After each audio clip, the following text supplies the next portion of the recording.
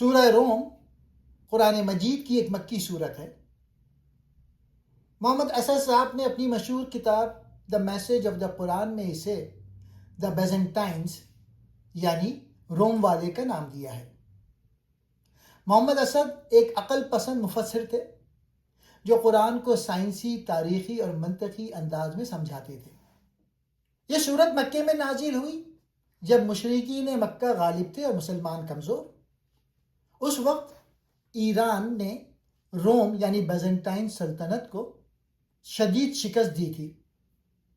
رومی عیسائی تھے اور مشرکین مکہ ایران کی فتح پر خوش تھے کیونکہ اس وقت جو ایران والے تھے وہ مشرک تھے۔ اس صورت میں قرآن نے پیشنگوئی کی یہ رومی چند سالوں میں ہی واپس غالب آ جائیں گے۔ یہ پیشنگوئی پوری ہوئی۔ محمد اسد اسے قرآن کی معجزانہ پیشنگوئی قرار دیتے ہیں جو اللہ کی قدرت اور تاریخ کے قوانین کو ظاہر کرتی ہے۔ مرکزی پیغام: اللہ کی قدرت کے نشانات ہر طرف ہیں۔ دنیا میں فتح و شکست اللہ کے ہاتھ میں ہے۔ انسان غور و فکر کرے تو حقیقت سمجھ آ جائے گی۔ آخرت کا انکار کرنے والے گمراہ ہیں۔ فطری دین اسلام کی طرف لوٹ آؤ۔ فطرت انسانی۔ محمد اسد اس سورہ کی آیت 30 پر بہت خوبصورت بحث کرتے ہیں جہاں فطرت کا ذکر ہے۔ ان کا کہنا ہے کہ ہر انسان کے اندر سچائی کو پہچاننے کی ایک فطری صلاحیت موجود ہے۔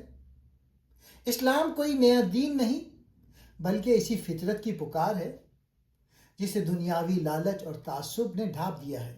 کائنات کی نشانیاں: محمد اسد بتاتے ہیں کہ اللہ نے اس سورہ میں بار بار اور اس کی نشانیوں میں سے ہے کہہ کر ہمیں غور کرنے کی دعوت دی ہے۔ بیوی اور شوہر کے درمیان محبت اور سکون، آسمان اور زمین کی تخلیق، زبانوں اور رنگوں کا فرق، یہ تمام چیزیں اتفاقیہ نہیں ہیں بلکہ ایک عظیم خالق کے ڈیزائن کا حصہ ہے۔ سماجی اور معاشی بگاڑ، سود اور زکوٰۃ: اسد صاحب اس نقطے پر توجہ دلاتے ہیں کہ سورہ روم میں سود کی مذمت اور زکوٰۃ کی فضیلت بیان کی گئی ہے۔ سود یہ صرف مال بڑھانے کا ایک خود غرضانہ طریقہ ہے جس میں برکت نہیں ہوتی۔ زکوٰۃ یہ دوسروں کی مدد کے ذریعے معاشرے اور روح کی پاکیزگی کا نام ہے۔ فساد اور انسانی اعمال: آیت 41: خشک اور تری میں فساد پھیل گیا۔ اس کی تشریح میں اسد لکھتے ہیں، دنیا میں جو بھی بگاڑ، ماحولیاتی تباہی، یہ جنگیں ہوتی ہیں وہ دراصل انسان کے اپنے ہاتھوں کی کمائی ہیں۔ اللہ انسان کو ان کے برے اعمال کا مزہ چکھاتا ہے تاکہ وہ صحیح راستے پر واپس لوٹ آئیں۔ خلاصہ کلام: محمد اسد کے مطابق اس سورہ کا پیغام یہ ہے کہ تاریخ کا پہیہ اللہ کے قوانین کے مطابق چلتا ہے۔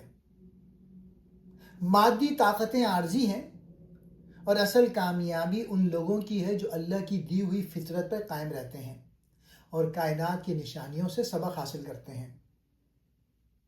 اللہ کا وعدہ سچا ہے لیکن اکثر لوگ اس حقیقت کو نہیں جانتے۔